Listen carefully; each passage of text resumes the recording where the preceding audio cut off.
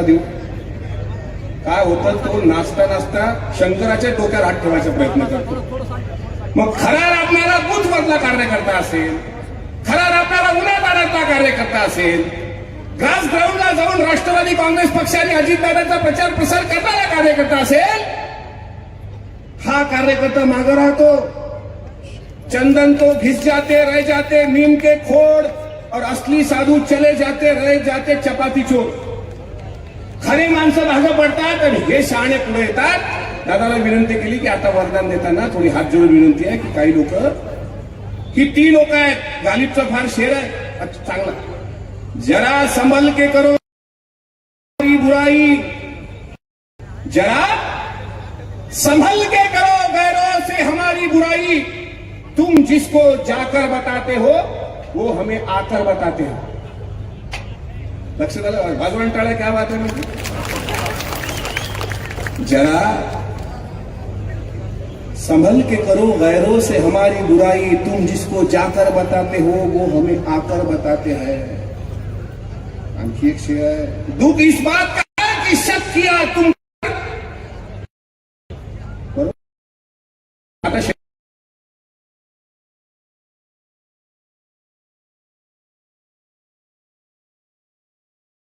कि हमारा शक सही निकला. हा गालिब आहे. दादांना मी काल दादांसोबत होतो साहेब, दुपारी 3 वाजता आदरणीय अजितदादा, देवेंद्रजी आणि एकनाथराव शिंदे साहेबांची भेट घेऊन म्हणाले की आज हिवाळी अधिवेशनाचा शेवटचा दिवस आहे, पण मला तात्काळ बीड जिल्ह्यात आणि परभणी जिल्ह्यात भेट द्यायची आहे, त्यामुळे जाण्याची मी परवानगी मागतो. निघाले 4 वाजता नागपूरवरून निघालो, 5 ला आम्ही लातूरला आलो. काल 21 डिसेंबर, पूर्ण डिसेंबर महिन्यात 12 महिन्यातला सर्वात लहान दिवस आणि सर्वात मोठी रात्र. 5 वाजता सनसेट होणार होता. हेलिकॉप्टरवाल्यांनी सांगितलं की आपण पुढच्या मस्साजोग जिथं युवा सरपंच देशमुख संतोषराव यांची ज्या प्रकारे निर्गुण हत्या झाली त्या ठिकाणी दादा भेट द्यायला गेले होते आणि त्यांनी परत कारण आपल्याला पुढे नांदेडला पण जायचं आहे आणि 15 मिनिटाचा वेळ होता.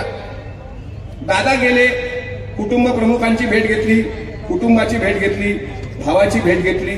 सर्व चॅनलवर रेकॉर्ड आहे. त्यांनी तिथं सांगितलं की कोणीही आरोपी असला तर त्याला सोडला जाणार नाही, हा माझा शब्द आहे. दादा दिलेला शब्द पाळतात हे तुम्हाला चांगल्या पद्धतीने माहित आहे. शिरूर हवेलीच्या निमित्तानं ते तुमच्या लक्षात आलं असेल, मागच्या काळात अनेक ठिकाणी तुमच्या लक्षात आलं असेल. मला आमदार करण्याचा शब्द किंवा कोल्हेंना खासदार करण्याचा शब्द, हे दिलेले शब्द दादांनी पाळले. कुटुंबाचं भेट घेतली, सांत्वन केलं. नंतर आम्ही परभणीला आलो, पण तोपर्यंत सूर्यास्त झाला होता. हेलिकॉप्टर सूर्यास्तानंतर उडत नाही असं मला काल माहीत पडलं, कारण माझा हेलिकॉप्टरमध्ये बसण्याचा दादांसोबतचा हा पहिला प्रसंग. मग हेलिकॉप्टरवाल्यांनी सांगितलं की तुमचं विमान इथून नांदेडला पाठवतो, तुम्ही बाय रोड या. दादा 3 तासाचा प्रवास करून परभणीला आले. ज्या ठिकाणी परमपूज्य बाबासाहेब आंबेडकरांच्या प्रतिमासमोर संविधान शिल्पाची एका मनोविकृतांनी प्रतिकृती तोडली आणि त्यानंतर जो हिंसाचार उडाला, त्यामध्ये दादांनी तिथं भेट दिली, बाबासाहेबांना अभिवादन केलं. आणि सोमनाथ सूर्यवंशी कसं विचारतात सांत्वन भेटीमध्ये, हे पण दादांपासून शिकण्यासारखं आहे. नाही तर अनेक लोक जातात, अनेक नेते जातात, भेटा देतात आणि कुठून परत येतात. पण दादांनी विचारलं, आई तुझ्या घरी माणसं किती आहेत, मुलं किती आहेत, कोणाकोणाची लग्न झाली, उदरनिर्वाहाचं साधन काय, शिक्षण काय. सोमनाथ सूर्यवंशी उच्च शिक्षित होते, PhD झालेले होते. दादांनी सांगितलं गेलेला व्यक्ती परत येत नाही, जे झालं ते दुर्दैवी गोष्ट आहे. पोलीस कस्टडीमध्ये त्यांचा मृत्यू झाला, हा जो आरोप झालाय कुटुंबाकडून त्याची शहानिशा केल्या जाईल आणि जो कोणी पोलीसवाला त्यामध्ये दोषी असेल त्याला सुद्धा त्याच पद्धतीने उत्तर दिलं जाईल, त्याला कठोर कारवाई केली जाईल, हा शब्द दादांनी तिथे पण दिला. आणि एन्डॉर्समेंट करताना दादांनी त्या ठिकाणी सांगितलं की पुढे तू पुण्याला आल्यानंतर त्याच्या भावाला की जे चाकण परिसरात राहतात तुम्हाला सुद्धा नोकरीमध्ये जशा पद्धतीने तुम्ही निकषामध्ये बसणार त्या पद्धतीने मी तुम्हाला सहकार्य करेल. दादांनी हा शब्द दिला. सरकारकडून जी काही मदत झाली ती मदत झालीच, पण आणखी काही मदत होते का तो पण शब्द दिला. पुढे दलित पॅन्थरचे ज्येष्ठ नेते, त्यांचं सुद्धा त्या ठिकाणी दुर्दैवी निधन झालं. त्यांना सुद्धा दादांनी श्रद्धांजली वाहिली, त्यांच्या मुलाबाळांची भेट घेतली, सांगितलं अजिबात काळजी करू नका. आणि अशा प्रकारे माझी मीडियातील सर्व माझ्या पत्रकार भावांना विनंती आहे, मस्साजोग मधल्या कालच्या घटनेनंतर ज्या बातम्या तुम्ही चालवल्या, मला असं वाटतं त्या बातम्याची एकदा शहानिशा करा. दादांनी कुटुंबाला व्यवस्थित भेट देऊन त्यांचं सांत्वन केलेलं आहे. चुकीच्या बातम्या कृपा करून चालू नये अशी माझी तुम्हाला विनंती आहे.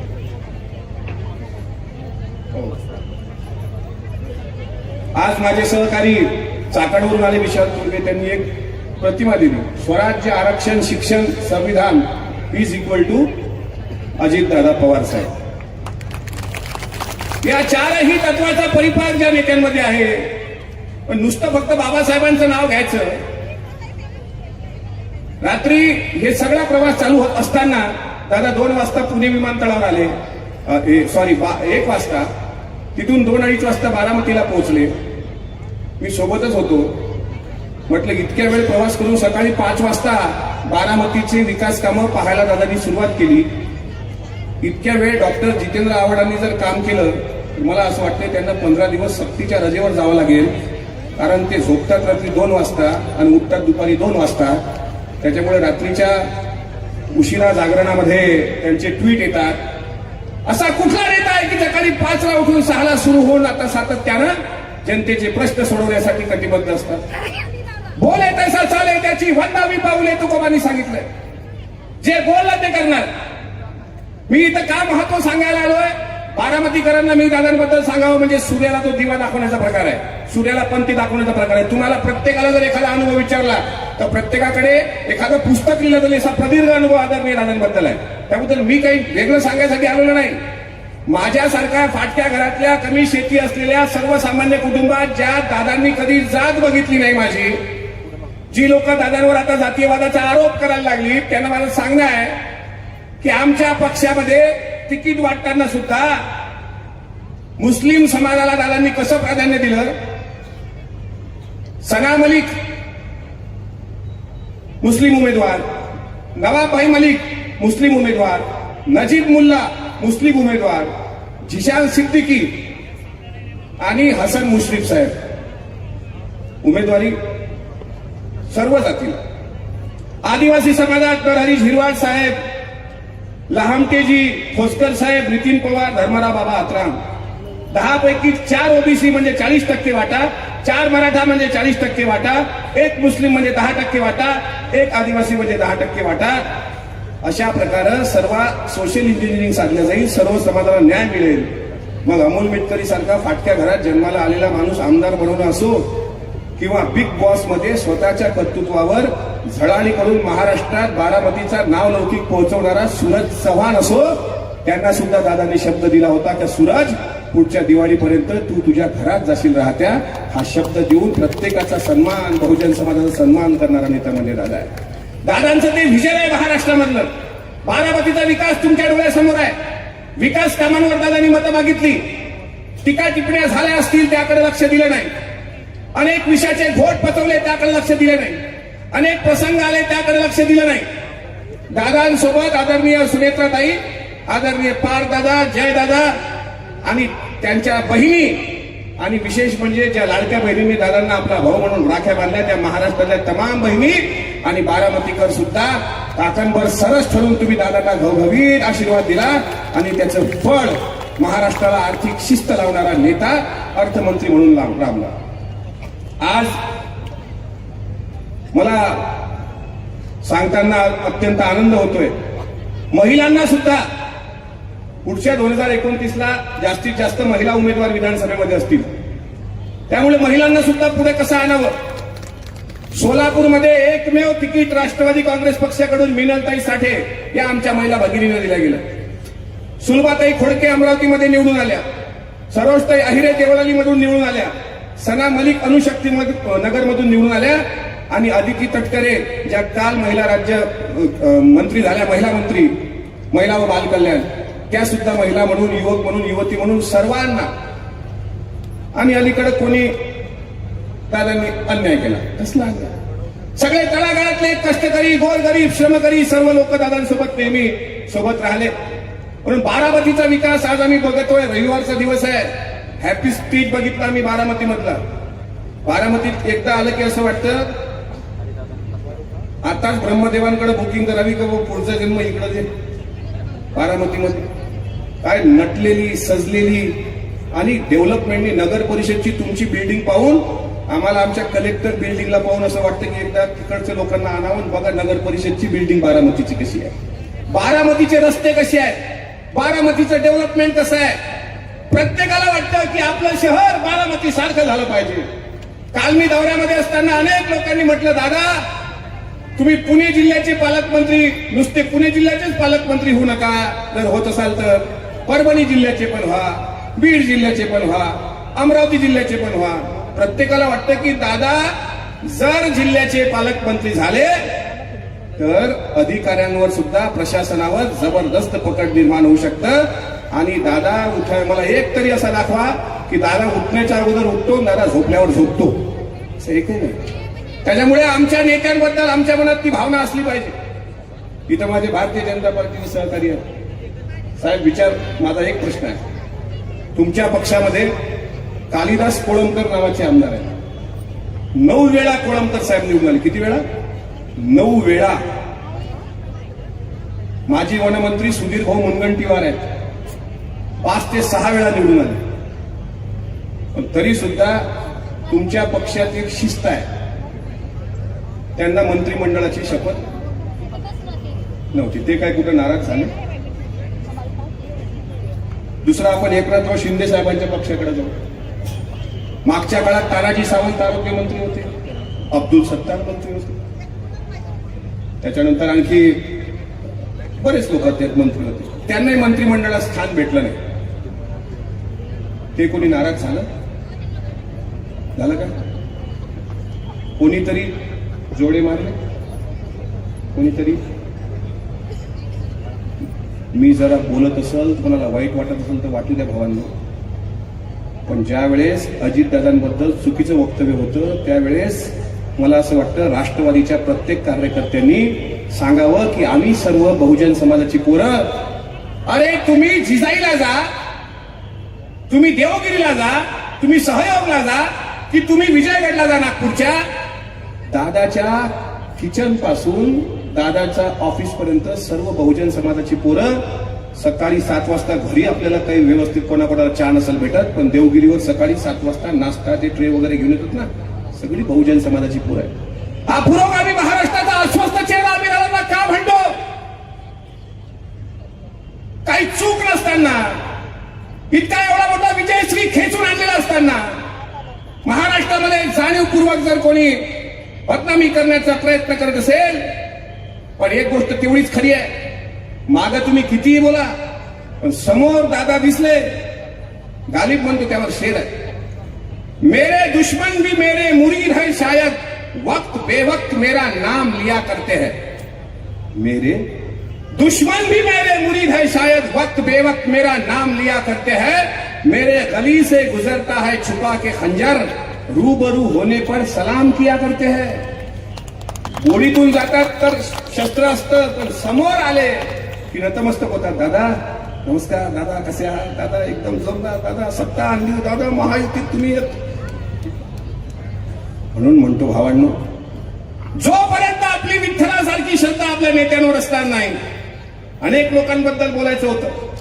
मागच्या काळामध्ये सुद्धा दादांनी 2 अमोलला संधी दिली होती. एक अमोलच्या मतदारसंघात तर महाविकास आघाडीचे एकही निवडून नाही आले, सर्व महायुतीचेच उमेदवार निवडून आले. इकडे महायुतीचे उमेदवार जास्तीत जास्त निवडून आले. अशी सुनामी आली यावेळेस. बरं हुशार एवढे. एक उदाहरण सांगतो. तिकडं नगर जिल्ह्याचे खासदार मला वाटतं ते म्हणाले, ज्यावेळेस लोकसभेचा निकाल आला, जनतेने आम्हाला कौल दिलाय, जनता जनार्दनाने लोकशाहीमध्ये हुकुमशाही गाठली, लोकशाहीचा विजय झाला.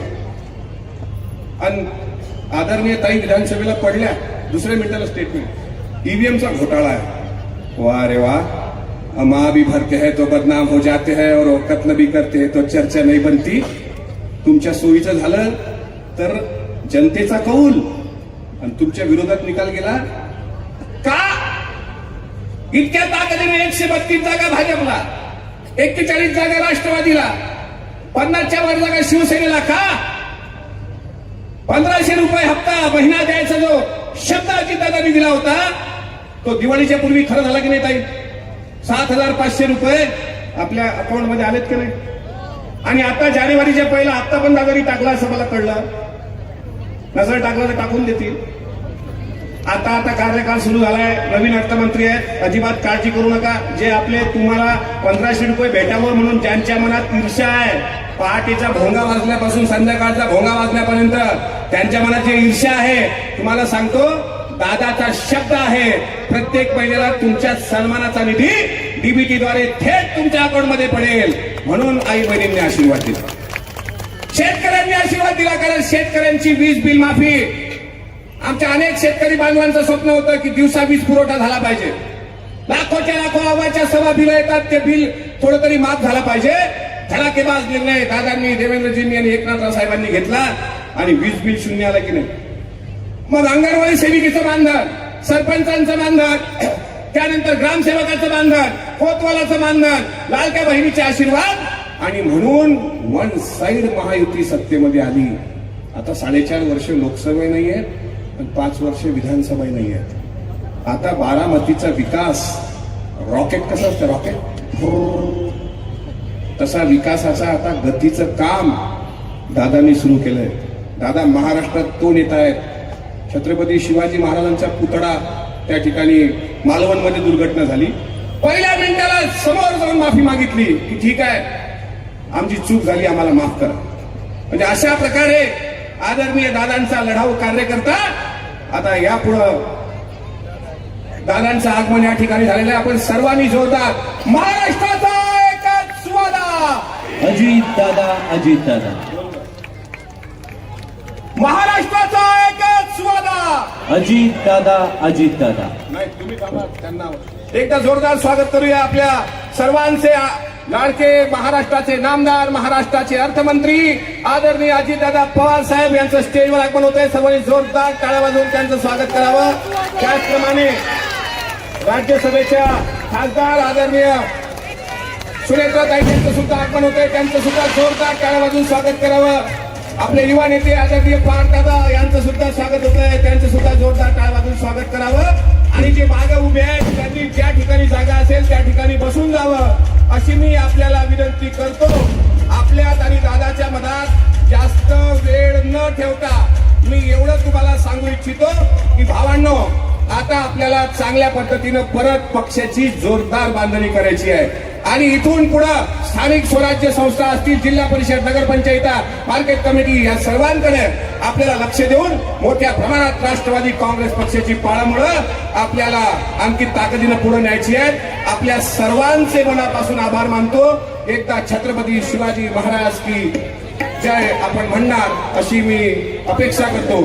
छत्रपती शिवाजी महाराज की. नाही तुमचा आवाज आज का शांत झाला, रविवार आहे म्हणून का जोरात.